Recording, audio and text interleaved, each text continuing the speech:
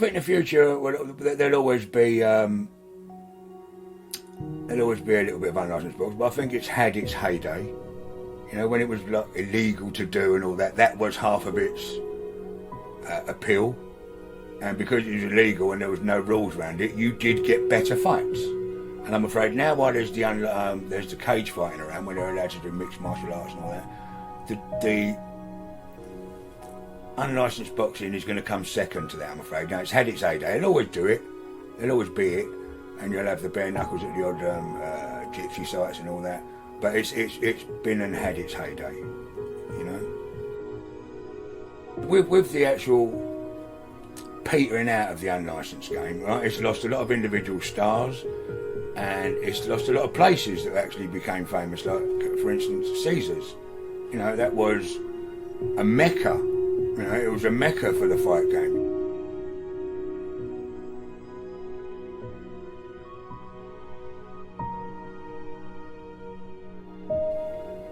And I, for one, will miss Caesars a lot, and I think an awful lot of other people will. And it was a very sad day when it closed down, especially for the boxing fraternity. It made a lot of people rich. The place made a lot of people famous. It ended a lot of people's lives going to Caesars, and it made a lot of people's lives. You know, the actual club itself breathed. It lived. It was a person. You know what I mean?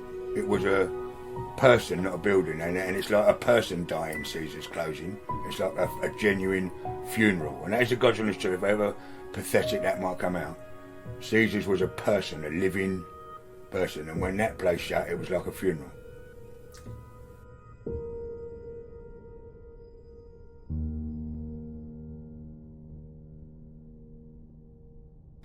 In its day, as it was actually turning not illegal but unlicensed, it was the most exciting thing out there to watch.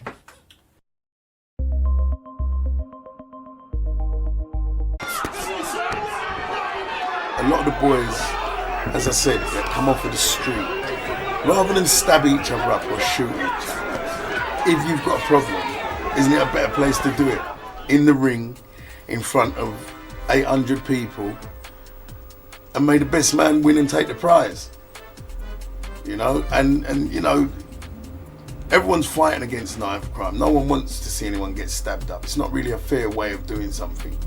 So ultimately, yeah, I think most people would prefer to come and watch two people who are having an argument or a dispute get in the ring and resolve it with a pair of gloves and the safety net of doctors, ambulances, and a ref.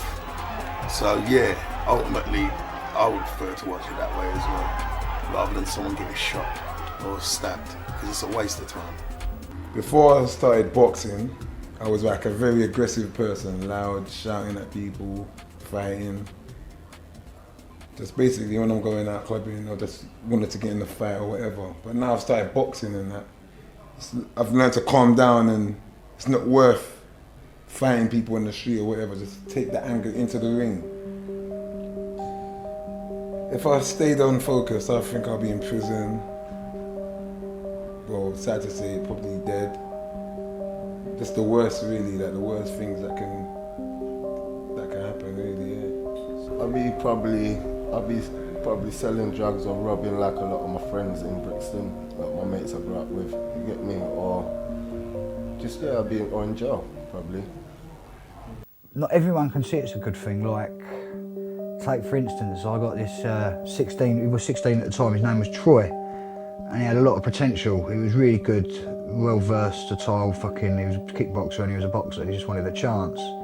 He comes from a background of like fostering, and he's seen a lot of heroin use, and he was a thieving and using drugs himself. And me and Joe got him away from that side of the life into boxing, and he was fighted on a couple of shows, and the police come to the show, said he's in foster care, he's 16 years old, blah, blah, blah, blah, he's not to be fighting on the show. So the police have basically cut off that avenue where he could have a good life and something good, you know what I mean, sports and and they've sent him back to the avenue of nicking cars and blah, blah, blah. But anyway, that was about a year or something ago. He's old enough now and he's going to be fighting on the next show, and he's one to watch for, he's going to be good. Even tonight I was meant to fight you, but it was, Joe, what are you fighting for, 44 years of age? So, because every time I see the guys want to get in the ring, I want to get in there and do it. As you know, because it's prize fighting, and the winner takes the prize, basically, yeah? You know, a lot of them come straight from the street. They've got no intentions of training. They see it as like, I can have a good tear-up on the street, I'll get in the ring and I'll have the same tear-up. A lot of boxers now, if you want to do something properly, take it serious, and they train as a standard sort of thing, an average standard. When you train, you've got a better chance of walking out of the ring.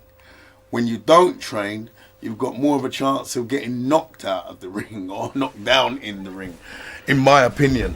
But there's guys that defeat science and they get in there, they haven't trained at all, and they win all the time. You know, if you've got a bit of skill, then you're half in front. You know, it's not like a fight on the street, a little blowout for a minute. You know, it's literally you're in the ring, you're both in there to do a job. There's rules and regulations. You touch your gloves and you get on with the business. So you got to train. You ain't got to cut corners. You cut the corners, you cheat yourself. Really, that's my main philosophy. Yeah. If you channel yourself, if you're training for boxing, you channel yourself to your boxing. You know where you're going. You're going to push yourself to go that way. You got to have heart. You got to have arsehole. You can't put any of those into a fight. That human being has to have that in them. Also, you need to have a punch. If you don't have a punch, you definitely got to have a chin. And ability. You got to have a certain amount of ability. If you ain't got any of those, then I'd definitely go into something else. A lot of people, I fell into the trap of, because I could have a little bit of a row on the cobbles, I actually believed I'd be a good boxer. Well, that's a completely different game.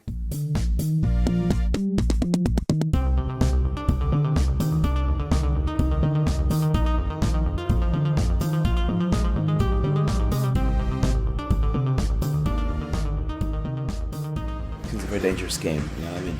If you don't train, your whole body is kind of at a stage where anything can happen to you. You know what I mean? But if you train, your muscles are alert and everything's ready, you know what I mean? If someone hits you with a good punch on the head, you know what I mean? You could get really hurt, or on the ribs, or anywhere. You get internal bleeding, or anything, you know? And these people, they take a big risk going in the ring without training. You know, you can see how people look, you know what I mean? You know, oh, I'm just gonna get through it and then that, but you can get really hurt. Because one punch in the wrong place of the body could cause a blood clot, could cause anything that happen to you, you know? And then that could be the end of the story for you. Well, I normally start my workout with a bit of stretching, just to loosen up the muscles. Then I go into shadow boxing, which is mainly practicing moves for the type of opponent you're going to be boxing. This time I'm fighting a tall guy, so I was doing a lot of head movement, a lot of body shots. And then generally after that I move on to a bit of bag work. Again, just practicing the same sort of punches, practicing moves, you know, general fitness.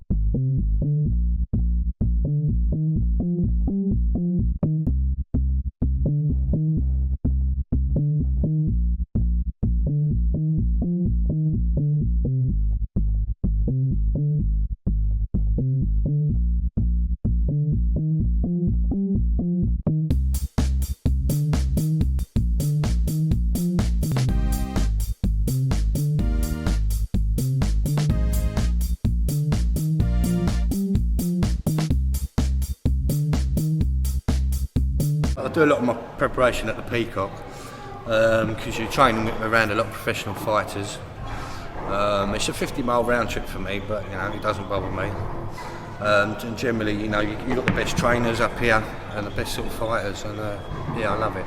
I've got plenty of kids coming in, like I said, you know, and I've got all different ages and sizes, and people are unfit, and it's not all about just about boxing; it's about fitness as well. So although I've got professional fighters, I have the general public coming in to get themselves in shape, and they do it like our boxer would do, but they don't get hit. That's the only difference. Double jab! Double jab!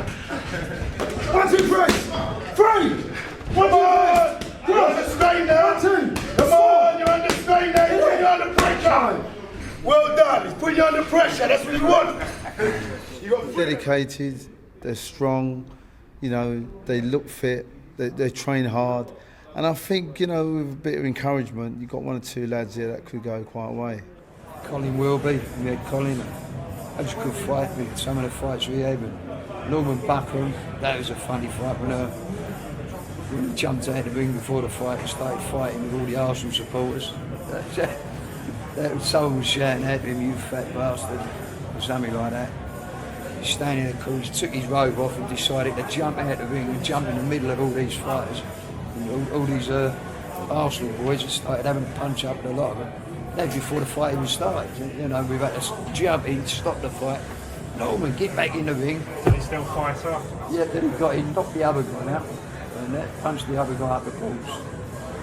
The other guy, he punched him, so he's gone over.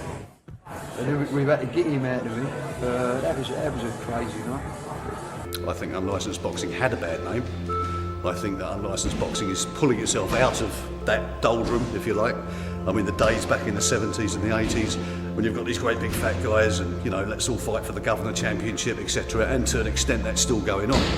But more and more unlicensed fights, they tend to have a younger type of fighter. You've got kids almost 20 years, 25 years old going in there and doing it. You've got people that are almost on the top of the game doing it. People that they haven't got the time to go down the amateur route and certainly don't want to go to the professional route. And so they're taking more appearance, you know, pride over their appearance, they're making themselves fitter.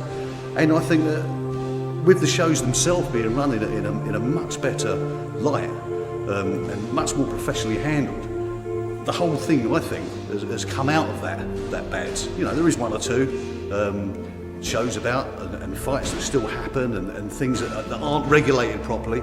But as long as the doctor's there, as long as you've got a good ref in there, as long as you've got good judges in there, and as just as important, you've got a good crowd, you've got a good fight. I wouldn't say it as a bad name. No, I wouldn't say it as a bad name. I'd say since that Guy Ritchie came along and made that Snatch film, you know, that probably didn't do it any favours. So people think there's a lot of gambling going on and, you know, people throwing fights. But it's not like that. I think unlicensed boxing can get, you know, like youngsters off the street. You know, they're not fucking about with the gear or the drugs or whatever.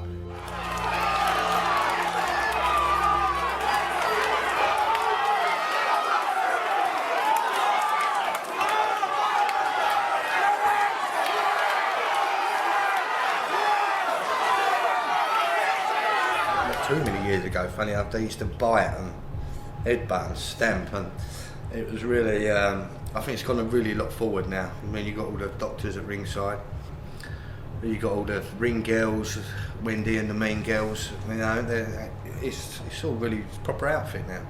Well, it used to be the ferocity of the fights. There used to be hardly any rules, but now, like, this last 2 years, like, it's more Queensbury. But I think people still come because they still know the reputation that it used to have, fucking stamping on the heads and all that sort of thing. But it's not allowed these days. When it was, I started about 3 years ago, two and a half years. Yeah, about 3. It was still a bit naughty then. I've jumped over a few people's heads in here, but they wouldn't allow it now. Totally get disqualified straight away.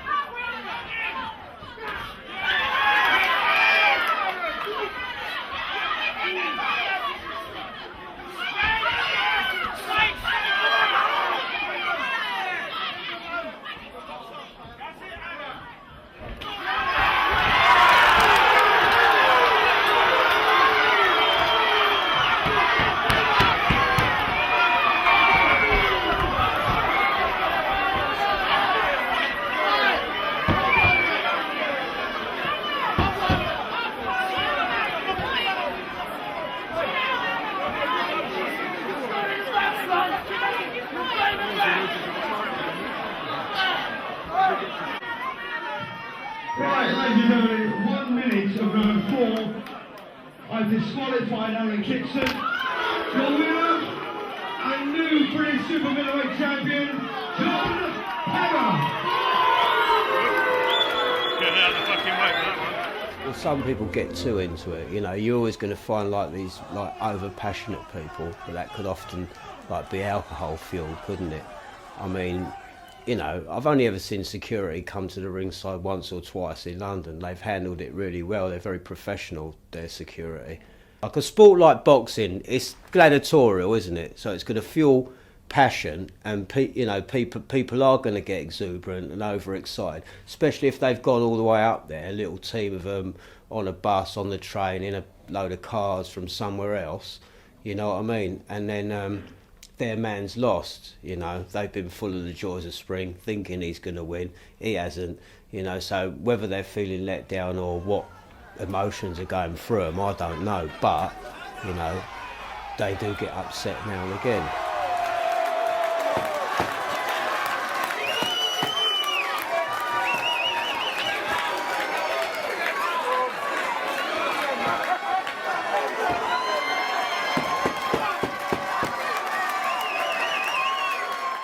I've had an awful lot of criticism from a lot of people about unlicensed boxing. All I would say is, before they can talk about it, they've got to see it. And 9 times out of 10, they simply haven't.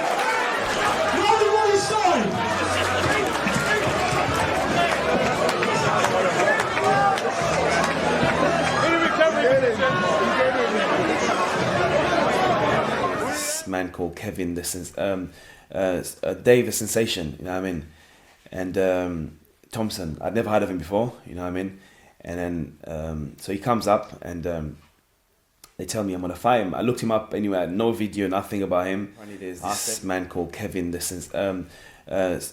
Sensation, you know what I mean, and Thompson. I'd never heard of him before, you know what I mean, and then so he comes up and they tell me I'm gonna fight him. I looked him up anyway, I had no video, nothing about him. I asked everyone, no one has ever heard of him before. He's from Scotland, you know what I mean. I looked through the internet, Dave Thompson, the Sensation, nothing about him. And I was kind of in the dark, you know, and I thought it was gonna be some secret weapon from Scotland. So I trained really, really hard for this fight, you know. I trained really, really, really hard. And when the night came, you know, when I saw him, my first look at him, I was like, this is a Sensation, you know what I mean. He didn't look like someone who did a lot of training, you know. He was a bit chubby and all that, but he's not judgeable by his cover, you know. And I said, all right, let's see what happens in the ring, you know. First round.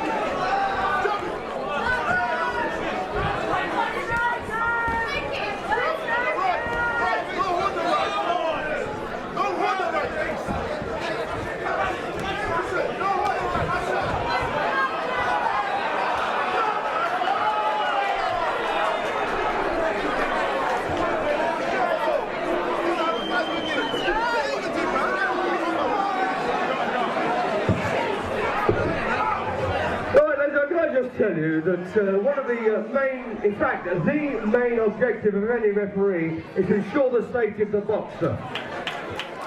I mean, that was embarrassing. I mean, he told the promoter he'd boxed for the Commonwealth Games and this and that, and he just didn't really try. I mean, I'd be embarrassed to fight someone like that. It doesn't make Joe Katz look good. He puts a lot of hard work in. It doesn't make him look good. No, you get all different sorts of fights. You get a couple of handbag fights, maybe. Tell us, what's a handbag fight? Well, a handbag fight's where the boys, they can throw punches, but they're used to throwing punches in crowds. So you ain't got to worry about hitting no one, because if you're in a crowd, you just throw punches and you hit them. No. If you were saying to me, on average, how many fights do I think would be good? I would say out of 15, 12, 13. And you'll have two funny fights. And the two funny fights could be that the two fellas are just two different kind of boxers, and they just can't seem to hit each other. Round one.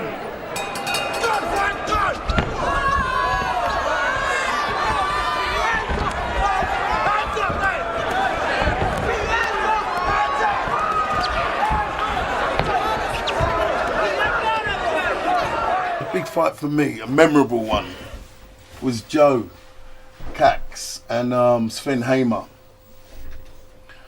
That was really memorable, and you know, I was proud of Sven because no matter what Joe done, he was hitting Sven with all his best shots, but Sven just kept coming forward. He was the governor, the title I do hold now, so I've apparently been the governor for 10 years, and no one had beaten him, and he does his record of knocking people out and all that.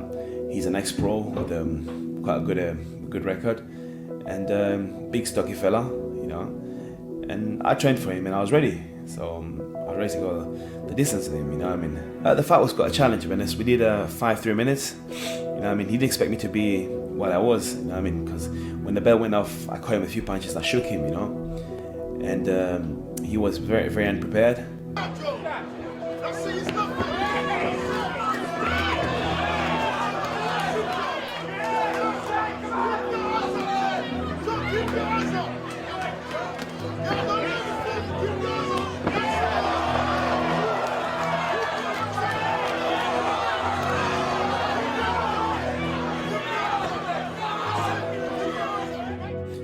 He had 3 belts, and the 3 belts were, one was a Joe Pyle belt, and he had a governor belt, and then he had another EBF belt. So I took the 3 belts off him because he put them on the line of the night. So from nowhere, I had myself 3 belts, and there I was, the governor.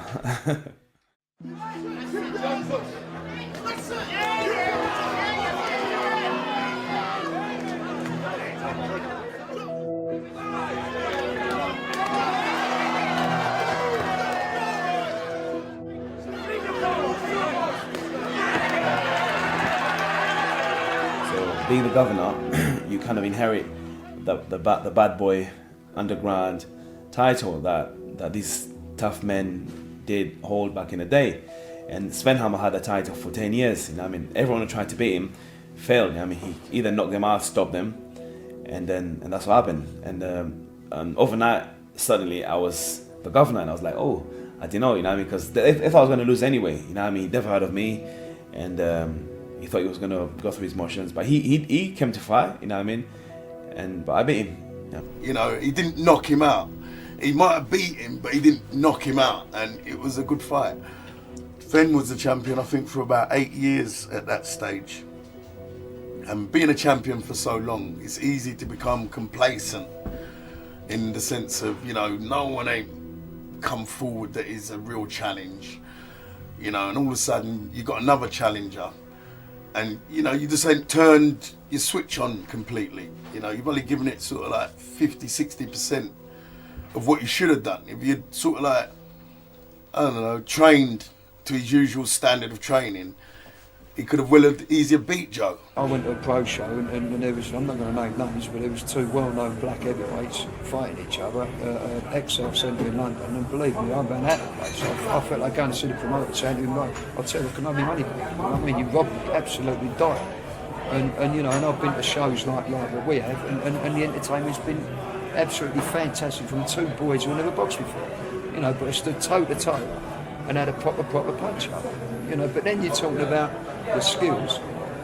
You know, when we had Floyd Abbott boxing, Floyd Abbott, you know, ex-British champion, ex-European champion, fought John Molina for the world title. You know, you ain't going to get much better on a semi-pro unlicensed show than a fighter like that.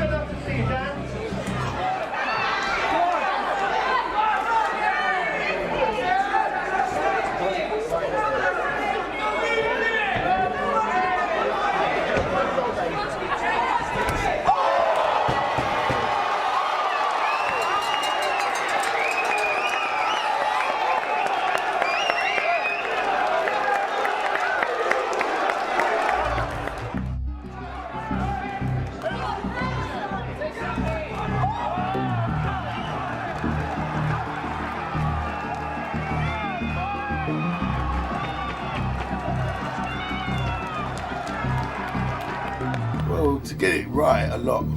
If you want to get it right, if you don't want to get it right, you just want to throw someone in with someone, then you don't do nothing, do you? You just wait until the day and go, well, here do. But to get it right, you know, we watch DVDs, I watch old fights and see if there's an old opponent that's going to fight, and I see how he fights and see if someone's suitable.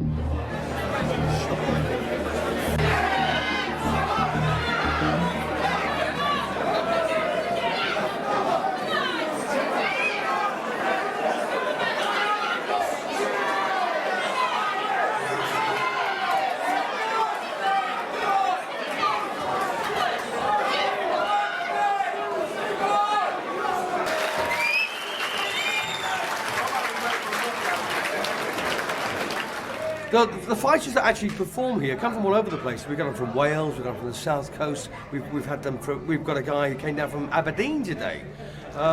They vary in ability, to be honest with you. I'm actually sometimes pleasantly surprised, but other times not. Possibly everyone I've hit sort of fallen over, right? And I mean he's been in the ring with some really good fighters, sparred loads of rounds with top names, and he just basically, you know, he messed me about. He was laughing at me, telling me I couldn't hit, and you know what I mean, just doing old tricks what an old pro does, you know. And a lot of the time I was falling for it, but you know, he was trying to draw me in, to lure me into a false sense of security, and I wasn't having any of that. I sort of boxed clever, I boxed smart. I was very disappointed that I couldn't treat the fans to a knockout, because I sold the most tickets there, and I really wanted to look, you know, good, but I won at the end of the day, and that's all I could do, you know.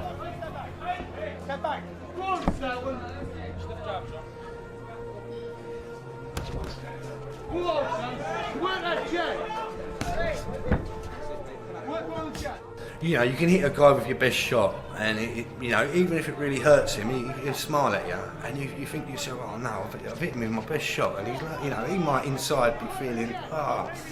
But yeah, a lot of them, especially old pros like that, they do all the old tricks, laugh at you, wave you in, try and get you to come in, and then boom, you know, they knock you out. And you've got to be very, you've got to sort of shut it off, you know. And this guy, he kept hitting me around the back of the head on the break, and it messes all your balance up when you get hit there. Break some off, step back. Back down, work your jab, work through behind your jab, please. Work your jab, that's it. I'm going to be the next big name. I've got the heavyweight title coming up next, vacated by Colin Wilby. I'll have three different titles at two different weights. I'll be the super cruiserweight champion and the heavyweight champion. No one's ever done that. And I'm going to defend that for the next 5 years and be unbeaten. And I'm going to give it back a new glitz to it all. Everything to the jab. That's it. again. Work the jab. Yeah. Go on, Taylor. Just do your thing. Do your thing. That's it. Come on.